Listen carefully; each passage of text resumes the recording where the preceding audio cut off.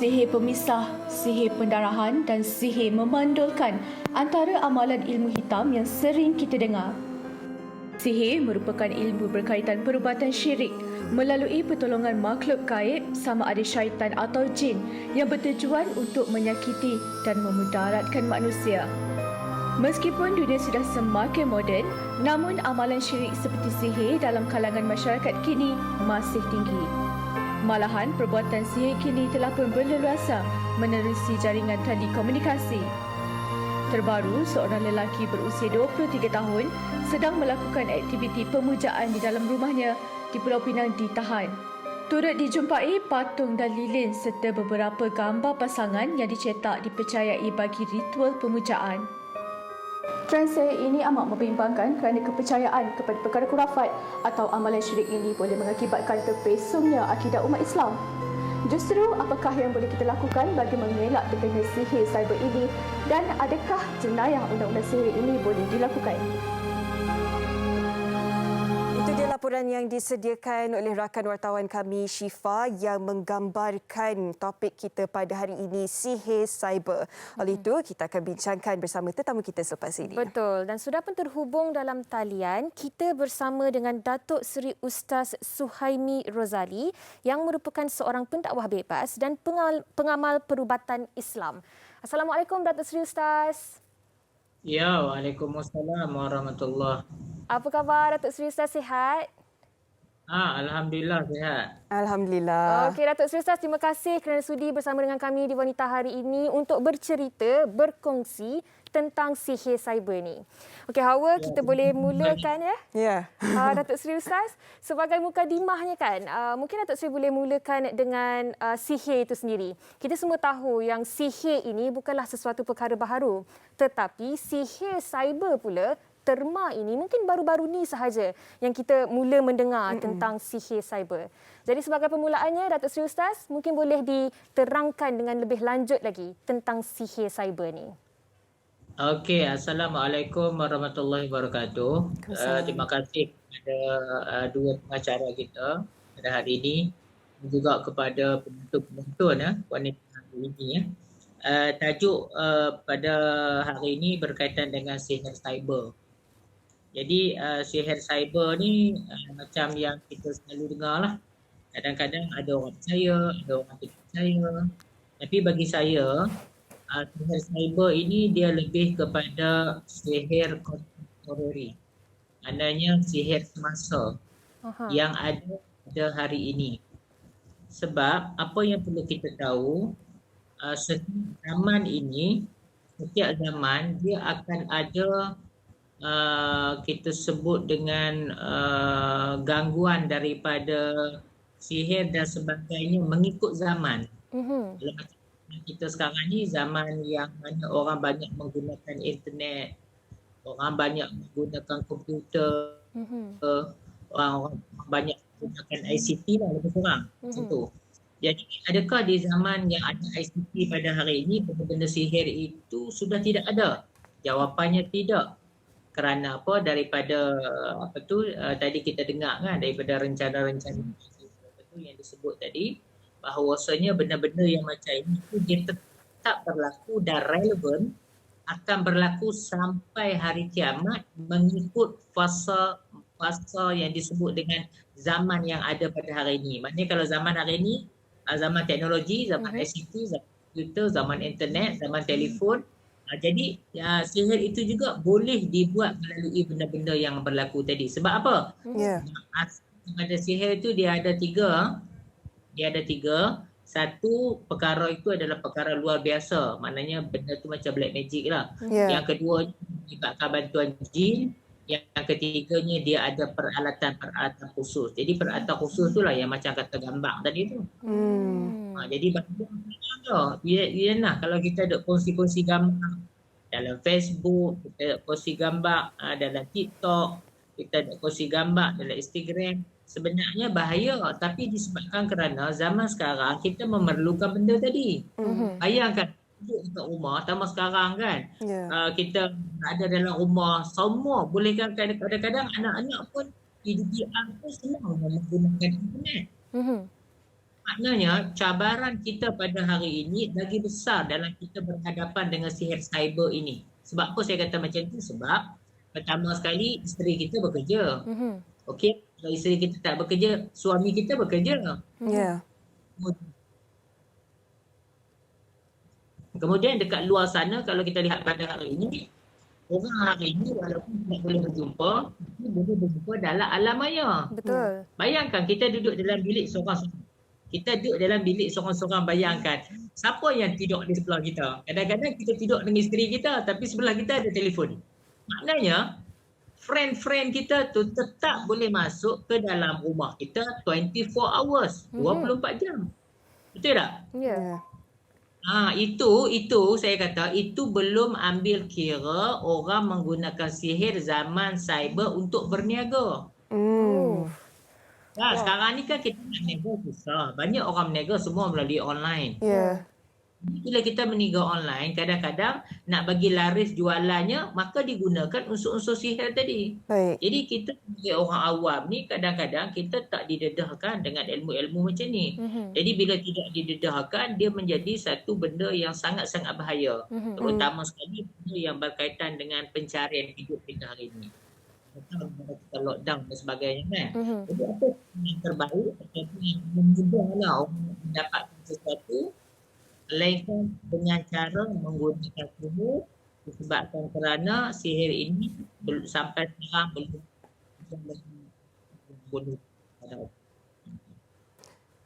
Baiklah, harapnya kita dilindungilah daripada perbuatan penganiayaan ini. Baiklah, banyak lagi yang kita nak tanyakan kepada Ustaz, tetapi sebelum itu, ayuh kita saksikan perkongsian yang disediakan oleh rakan wartawan kami. Jom kita saksikan. Sihir pemisah dilakukan untuk memisahkan hubungan pasangan suami isteri atau ahli keluarga sehingga wujudnya rasa benci di antara mereka. Syira Jamal, 30 tahun dan suami Zar Abdullah telah menjadi mangsa hasad dengki selama 7 tahun. Sejak daripada awal berkahwin, saya memang dah ada tanda-tanda bermimpi, mimpi-mimpi yang tanda tu kan dengan saya dah mula tak suka suami, rasa panas dengan suami, benci suami sendiri, selalu minta cerai. Saya macam heran apa yang jadi dekat saya kan. Sebab suami saya baik je, tapi saya yang tak kena. Lepas tu saya rasa macam saya ni kena sihir kot, tapi saya macam takkanlah kan benda ni, tak logik lah pula benda ni, tak ada ni kan. Saya jadi macam tu. Saya sabar je lah waktu saya waras, macam saya bila saya tersedar, saya kata apa yang saya buat saya cepat-cepat minta maaf dengan suami, cakap saya salah, macam tu lah. Keadaan Syira menjadi semakin teruk apabila kesihatannya mula terjejas akibat serangan ilmu hitam sejak awal pernikahan mereka. Memang mula-mula tu saya dah ada dapat mimpi lah, mimpi ahli sihir, mimpi binatang buas, mimpi setiap malam tu memang mimpi mengerikan. Dan juga selepas tu saya mula sakit. Saya tak boleh dengar Al-Quran, saya jatuh saya dia terlaju. Saya sakit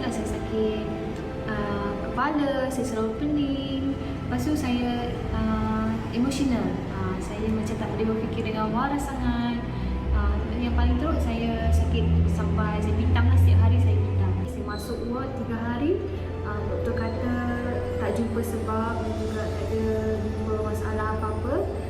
Saya beritahu adik saya di kampung, adik saya minta saya balik ke kampung lah di Sabah untuk cuba rawatan Islam. Dan waktu di situlah saya mengetahui yang saya terkena sihir. Ibu kepada 2 orang cahaya mata ini bersyukur kerana dia dikurniakan pasangan yang sangat sabar dan setia. Selama 7 tahun tu, hubungan saya dengan suami memang agak dingin lah bagi saya lah, sebab saya berlawan setiap hari dengan perasaan saya. Setiap hari saya berlawan dengan perasaan sayang dan juga benci. Setiap hari saya tak suka suami, saya tak suka tengok muka dia. Di balik kerja je saya mula marah. Dia pun heran, kenapa saya ni? Dia cakap, apa pun kan. Dia memang sabar lah. Alhamdulillah dengan saya, dia sangat sabar dengan situasi saya tu. Setelah 2 tahun mendapatkan rawatan, kini dia sudah pulih sepenuhnya. Baiklah, itu dia perkongsian tadi. Kalau kita lihat, beliau juga kongsikan antara tanda-tandanya kan. Dan pastinya kita juga nak tahu daripada Ustaz apa antara tanda-tanda seseorang itu disihir. Tetapi sebelum tu Ustaz, kita juga nak tahu siapa sebenarnya golongan yang mudah menjadi mangsa kepada amalan sihir ni Ustaz? Okey, macam ni. Kebanyakan sebab saya pengamal perubatan Islam, Ya. banyak bila saya berhadapan dengan pesakit-pesakit tu, sebenarnya kadang-kadang mereka tidak perasan bahawa gangguan yang sebab sihir ni kena ingat sihir ni benda yang melibatkan gangguan makhluk halus. Cara gangguan makhluk halus tu masuk melalui dua cara. Satu dalaman, kedua luaran. Okey. Dalaman tu kalau istilah perubatan kita panggil saka baka. Satu lagi tu istilah sihir itu benda daripada luar masuk dalam badan yang kita panggil sihir. Okey, daripada video yang kita tengok tadi, setiap satu yang pesakit tu ceritakan tadi menunjukkan ada tanda-tanda sihir dalam tubuh badan dia. Bukti apa? Pertama sekali dia susah nak tidur malam, emosi dia stabil, dan yang bahaya tu disebabkan kerana dia bermimpi. Cuba dengar betul-betul dia kata tadi. Antara mimpi yang dia mimpi adalah dia mimpi kucing. Kenapa mimpi kucing tu bahaya? Sebab kucing ni salah satu daripada sihir yang namanya sihir pengasih. Kenapa sihir pengasih itu ada kaitan dengan kucing? Sebab misai kucing itulah dijadikan upacara untuk menjadikan seseorang itu jatuh kasih kepada seseorang walaupun kadang-kadang mereka tidak membaca ayat-ayat itu. Allah. Jadi apa yang saya tengok dekat video tadi itu, yang itu adalah tanda-tanda orang ada gangguan. Signal orang ada gangguan ni sebenarnya saya nak beritahu sangat-sangat mudah. 3 benda je tengok. Pertama, tengok dekat kepala kita. Apa yang ada dekat kepala? 3 benda. Pertama, susah tidur malam. Tidur jaga-jaga. Tidur dialami oleh mimpi.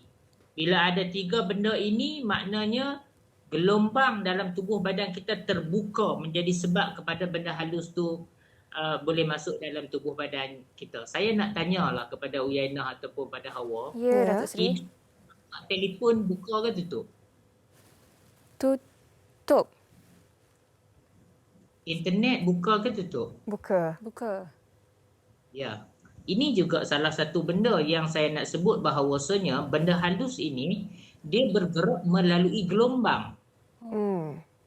Gelombang-gelombang, sebab itu kalau dalam Islam diajak kepada kita cara bila kita nak tidur, benda-benda yang melibatkan gelombang kan, macam radio apa semua dia suruh kita tutup.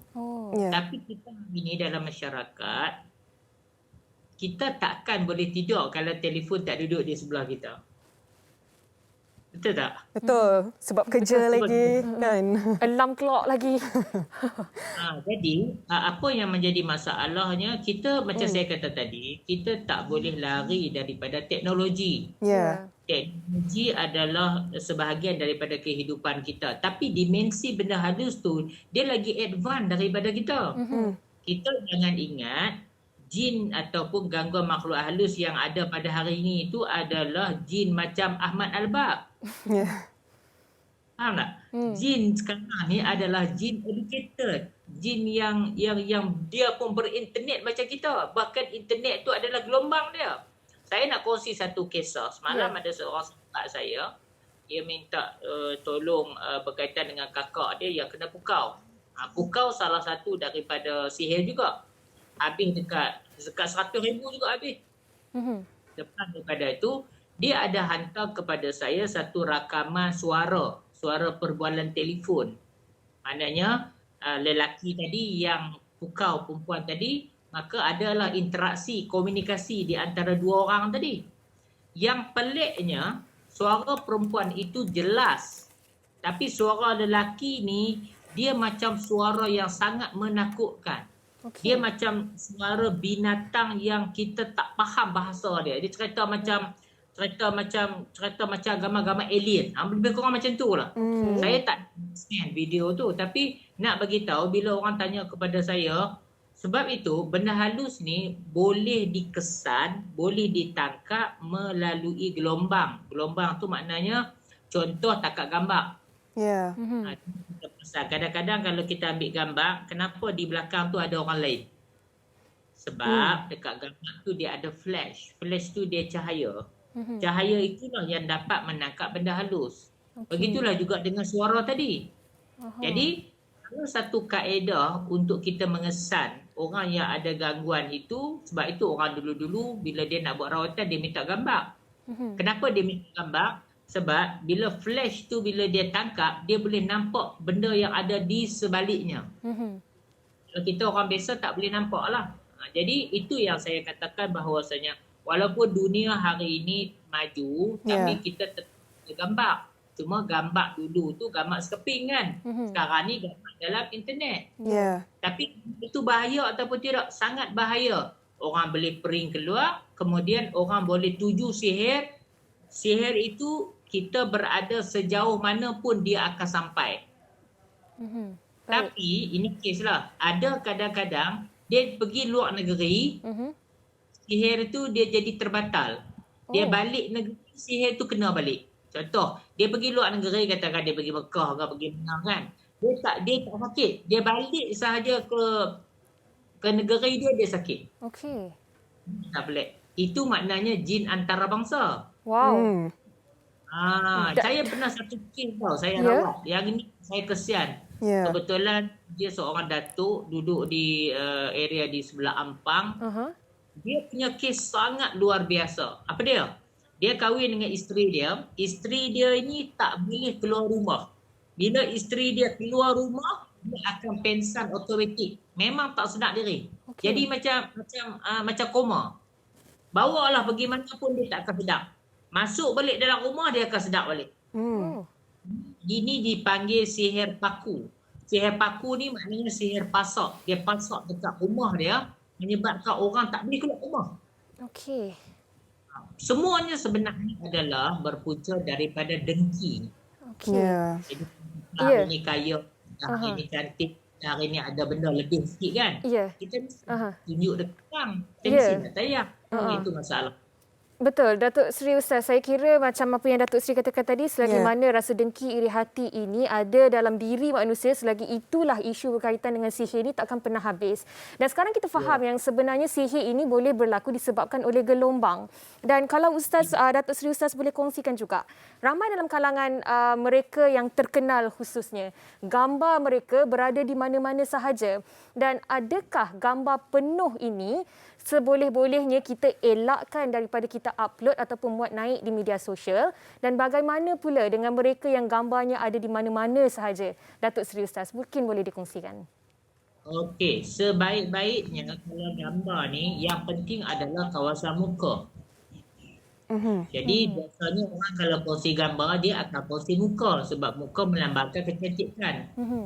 Dan di muka itu yang paling penting sebenarnya adalah mata kita.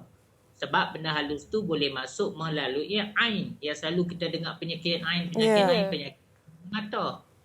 Jadi mana ada orang takat gambar dia tutup mata? Tak ada. Jadi salah satu kaedah yang kadang-kadang kita nak elakkan, itu baiknya kalau orang pakai cermin mata. Pakai cermin mata, kalau dia hantar gambar, biasanya orang yang pakai cermin mata ni sihir susah nak masuk sebab dia ada pantulan cahaya macam cermin. Kalau contact lens Ustaz, tanya pula. Kalau contact lens pun boleh sebab dia konsep dipanggil konsep kaca. Okey. Cuma kalau dapat kita nak tambah nilai sebab contact lens ataupun cermin kita pakai ni, ini alat. Alat. Kita nak tambah nilai, kalau kita orang Islam, kita baca bismillah saja. Baik. Baca bismillahirrahmanirrahim. Paling baik dia, kita nak pakai, kita baca bismillah. Kemudian bila kita nak buang cermin mata kita tu, kita baca bismillah, kita tiup. Bismillah. Sebab apa tau? Ya. Sebab saya kata tadi, bila kita pergi ke satu-satu tempat, benda yang melibatkan cermin ni, benda tu tak boleh masuk melalui cermin kita. Tapi benda tu ada pada cermin ni. Okey.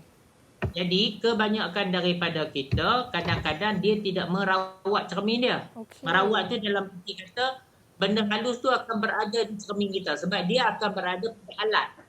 Ya. Macam kita dengar contoh video tadi kan, bila dia buat pemujaan, kenapa dia buat pemujaan itu kadang-kadang nampak macam ada api. Aha. Sebab api itu sifat benda halus ni, dia tak boleh berdiri sendiri.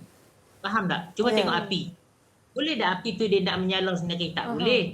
Mesti bak, mesti atas kayu, mesti atas kertas.